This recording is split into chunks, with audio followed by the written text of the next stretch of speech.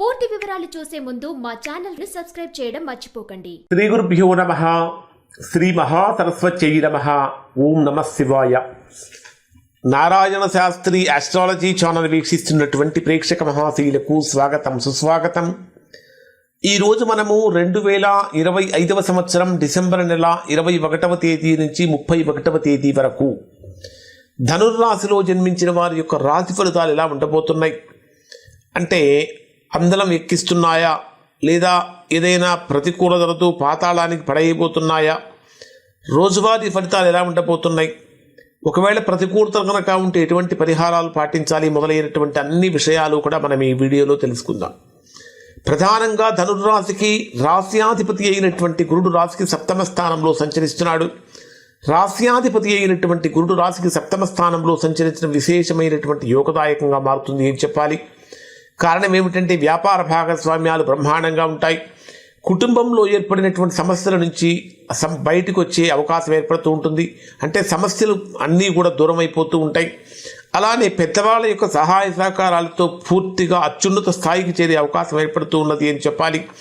ప్రధానంగా తీసుకుంటే సప్తమ స్థానంలో గురుడు యొక్క సంచారంతో ఇప్పటిదాకా ఎవరైతే ధనుర్రాశిలో జన్మించినటువంటి వారు తీవ్రమైనటువంటి అనారోగ్యంతో బాధపడుతూ ఉన్నారు, అటువంటి వారికి కూడా చాలా వరకు సంతృప్తి కలుగుతుంది. అంటే ఆరోగ్యపరమైనటువంటి భంగాలు తొలగిపోయి సంపూర్ణమైన ఆరోగ్యం వైపుకు అడుగులు వేస్తూ ఉంటారు. అలానే మీ జన్మరాశిలోనే రవి, కుజ, శుక్రగ్రహాల యొక్క సంచారం జరుగుతున్నది. రవి ఎవరు అంటే, మీ జన్మరాశికి పితృకారకుడు, 9వ స్థానాధిపతి, పితృస్థానాధిపతి, భాగ్యస్థానాధిపతి, అదృష్ట స్థానాధిపతి. రవి జన్మరాశిలోనే సంచరించేటప్పుడు ఒక లీడర్ లాగా డెవలప్ అవుతూ ఉంటారు. అంటే మీరు ఎంత సింపుల్గా ఉన్నప్పటికీ కూడా, అంటే ఇక్కడ ఆ వ్యక్తిత్వాన్ని బట్టి మనకు విలువ పెరుగుతుంది తప్ప మనం వేసుకునేటటువంటి డ్రెస్సింగ్ స్టైల్ని బట్టి కాకుండా మంచి గుర్తింపు అనేటటువంటిది ఇక్కడ మీరు పొందుతూ ఉంటారు అని చెప్పాలి. పితృకారకుడైనటువంటి రవి మీ జన్మరాశిలోనే సంచరించేటప్పుడు బ్రహ్మాండమైనటువంటి అనూహ్యమైన అవకాశాలు వెతుక్కుంటూ వస్తాయి అని కూడా చెప్పవచ్చు. అన్నింటికంటే ప్రధానం ఏమిటంటే, వారసత్వంగా వచ్చేటటువంటి ఆస్తుల విషయంలో ఏర్పడేటటువంటి ప్రతికూలతలన్నీ తొలగిపోతూ ఉంటాయి. తండ్రి యొక్క ఆరోగ్యం విషయంలో కొద్దిగా జాగ్రత్తలు పాటించండి. అలానే శుక్రుడు కూడా జన్మరాశిలోనే సంచరిస్తున్నటువంటి కారణం చేత వ్యాపారపరమైనటువంటి అనుకూలతలు కలుగుతూ ఉంటాయి అని చెప్పాలి. కుజుడు కూడా మీ జన్మరాశిలోనే సంచరిస్తున్నటువంటి కారణం చేత మీకు ఏ రకంగా ఉంటుంది అంటే, కుజుడు జన్మరాశిలో సంచరించేటప్పుడు ఆవేశంతో కాకుండా ఆలోచనలతో నిర్ణయం తీసుకోవాలి. కానీ బుధుడు కూడా 12వ స్థానంలో సంచరిస్తున్నటువంటి కారణం చేత ఆలోచన తక్కువ, ఆవేశం ఎక్కువ కనిపిస్తూ ఉన్నది. అంటే అనాలోచిత నిర్ణయాల వలన ధనుర్రాశిలో జన్మించిన వారు సమస్యలను మీ ఇంటి అడ్రస్ చెప్పి మీ ఇంటికి పిలుస్తున్నట్టుగా ఉండబోతుంది. కాబట్టి ఎట్టి పరిస్థితుల్లో కూడా అనాలోచిత నిర్ణయాలు, ఆవేశపూరితమైనటువంటి నిర్ణయాలు ధనుర్రాశి వారికి పనికిరావు. అన్నింటికంటే ప్రధానమైన విషయం ఏమిటంటే, మీ జన్మరాశికి దశమ స్థానాధిపతి అయినటువంటి బుధుడు కూడా 12వ స్థానంలో సంచరిస్తున్నాడు. కాబట్టి కొద్ది రోజుల పాటు ఉద్యోగపరంగా ఇంకా తీవ్రమైనటువంటి ఒత్తిడి పెరుగుతూ ఉంటుంది.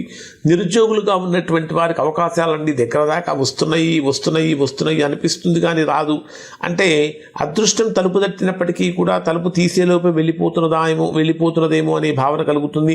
లేదా ఇప్పటిదాకా మీరు ఏదైనా ఇంటర్వ్యూస్కి అటెండ్ అయినప్పటికీ 2-3 ఇంటర్వ్యూస్ అటెండ్ అయినప్పటికీ వాటి నుంచి ఫైనల్గా కాల్ లెటర్ రాకపోవడంతో కొంచెం ఎక్కువగా ఆ మానసికమైనటువంటి ఆందోళన కలిగించేటటువంటి స్థితులు కూడా ఉన్నాయి.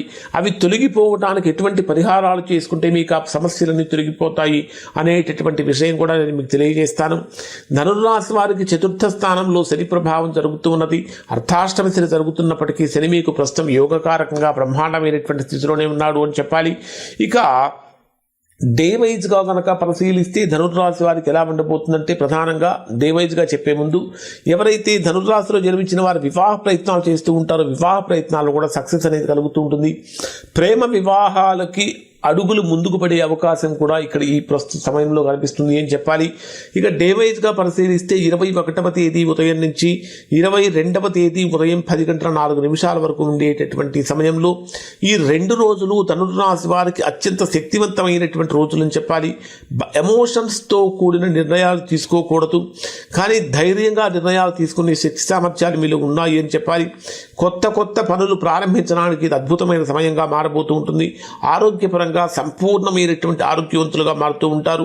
అలానే వర్క్ పరంగా కనుక తీసుకుంటే మీ మాటకు బ్రహ్మాండంగా విలువ పెరుగుతూ ఉంటుందని చెప్పాలి.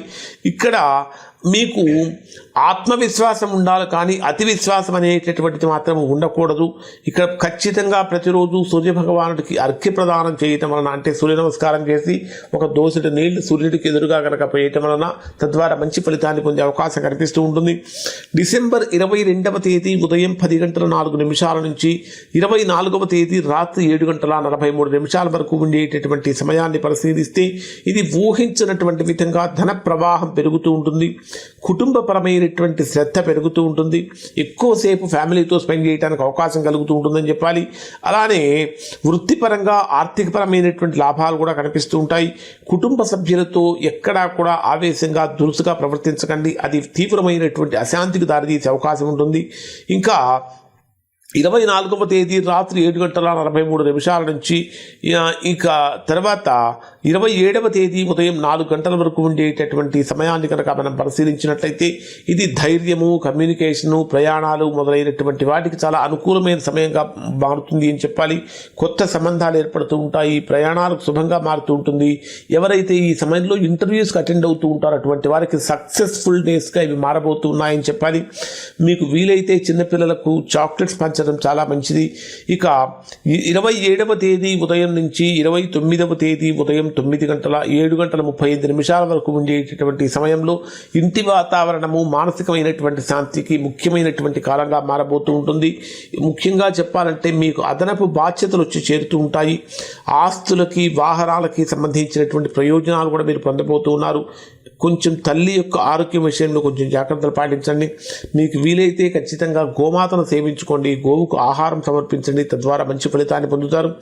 29వ తేదీ ఉదయం 7:38 నుంచి 31వ తేదీ ఉదయం 9:20 వరకు ఉండేటటువంటి సమయంలో ఇది మీకు అత్యంత శుభదాయకమైనటువంటి కాలం అని చెప్పాలి. మానసికమైనటువంటి ఆనందంతో పాటు బ్రహ్మాండమైన ఉత్సాహం, ఉల్లాసంతో, అంటే ఉరకలేసే ఉత్సాహంతో ముందుకు వెళ్ళే అవకాశం కూడా కనిపిస్తూ ఉంటుంది. ఇంకా చెప్పాలంటే ప్రేమ, పిల్లలు, సంబంధాలు మొదలైన విషయాల్లో అనుకూలంగా మారుతుందని చెప్పాలి. ముఖ్యంగా ఉద్యోగపరంగా తీసుకుంటే బ్రహ్మాండమైనటువంటి గుర్తింపు లభిస్తుంది. ఇప్పటిదాకా ఎవరైతే ఉద్యోగపరంగా తీవ్రమైనటువంటి ప్రతికూలతలతో ఉన్నారో అవన్నీ కూడా తొలగిపోయి అనుకూలం వైపుగా అడుగులు పడుతూ ఉంటాయి. అలానే ఆకస్మికమైనటువంటి లాభాలు కూడా కలుగుతూ ఉంటాయని చెప్పాలి. 31వ తేదీ ఉదయం 9:20 నుంచి 31వ తేదీ రాత్రి వరకు ఉండేటటువంటి సమయాన్ని కనుక మనం పరిశీలించినట్లయితే పని ఒత్తిడి బాగా పెరుగుతూ ఉంటుంది, శారీరక అలసట పెరుగుతూ ఉంటుంది. ఏదైనా కోర్టు సమస్యలతో బాధపడేటటువంటి వారికి ఆ సమస్యల యొక్క తీవ్రత కొద్దిగా పెరిగే అవకాశం ఉంటుంది. ఓం శ్రీ దుర్గాయై నమః అనేటటువంటి మంత్రపారాయణం చేయటం అనేటటువంటిది రాశి వారికి చాలా బ్రహ్మాండమైనటువంటి ఫలితాలు పొందుతారు. ఈ మంత్రపారాయణం చేయటం వల్ల ఇప్పుడు చెప్పినటువంటి ఫలితాలు దాదాపుగా 90% మందికి 90% ఫలితాలు వర్తిస్తాయి. ఎవరికైతే వర్తించడం లేదో, ఎవరైతే తీవ్రమైన ప్రతికూలతలు పొందుతున్నారో అటువంటి వారు ఒక్కసారి మీరు మీ యొక్క వ్యక్తిగత జాతకాన్ని విశ్లేషణ చేయించుకొని దోషం ఎక్కడుందో తెలుసుకొని దోష నివారణ కనుక చేయించుకుంటే సత్ఫలితాన్ని పొందుతారు. ఇవి ధనుర్రాశి వారికి సంబంధించిన ఫలితాలు. శుభం.